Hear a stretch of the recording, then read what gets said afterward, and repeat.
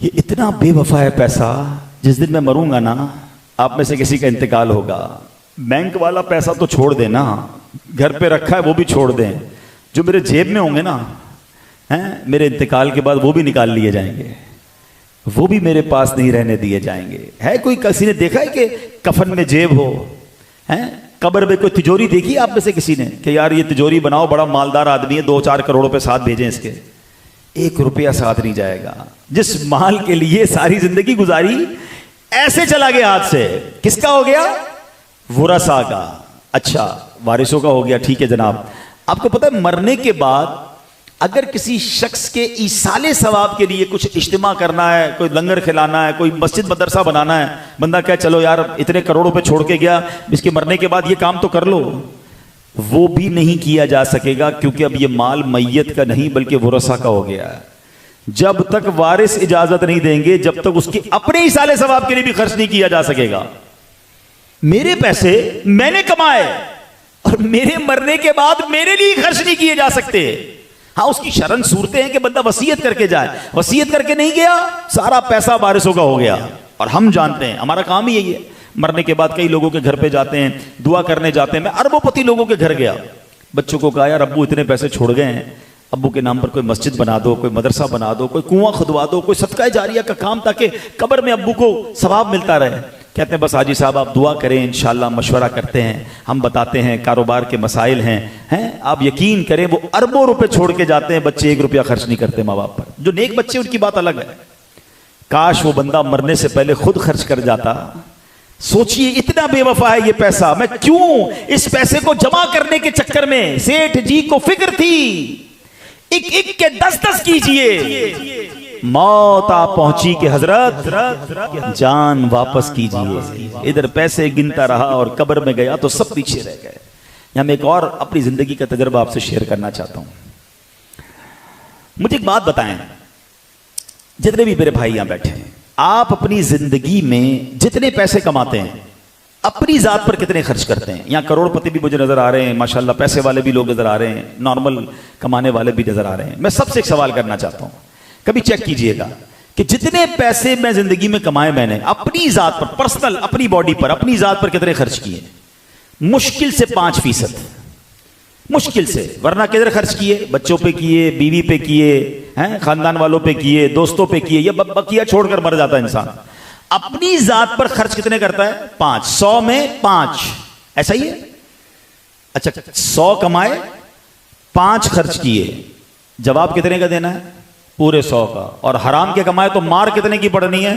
पूरे 100 की। बच्चे मौज करें, फैमिली मौज करे, मजे वो करे, मार मैं खाऊं, हालांकि मैंने खर्च अपने पर 5 करने। तो बेवकूफी नहीं है कि 100 हराम के क्यों कमाऊं? जितने कमाऊं हलाल के कमाऊं, जब मैंने अपनी जात पर थोड़े ही खर्च करने हैं। और जवाब सबका मैं दूं, वो तो बच्चे कयामत के दिन खड़े हो जाएंगे अल्लाह की बारगाह में, या अल्लाह हमें क्या पता अब्बा हराम कमाता था, हिसाब उसी से ले ले, ये तो हमें हराम खिलाता था, हम खाते थे।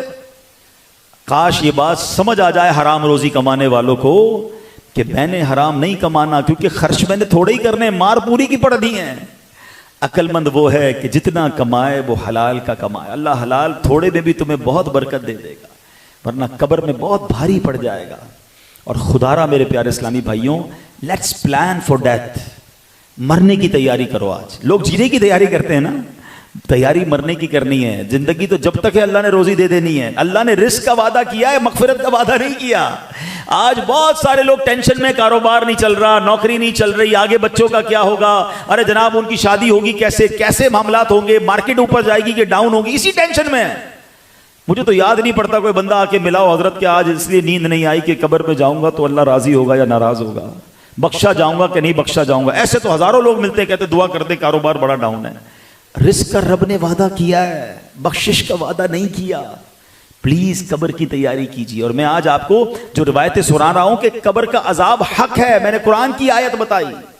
जिंदगी ऐसी गुजारना कि कब्र रोशन हो जाए, ऐसी मत गुजारना कि कब्र तारीक हो जाए। ऐ मेरे प्यारे इस्लामी भाइयों, आगे जो आपने दो बातें सुनी ना कि जो बड़े बड़े गुनाह हैं, इनमें से एक गुनाह क्या सुना कि पेशाब के छींटों से वो बंदा नहीं बचता था।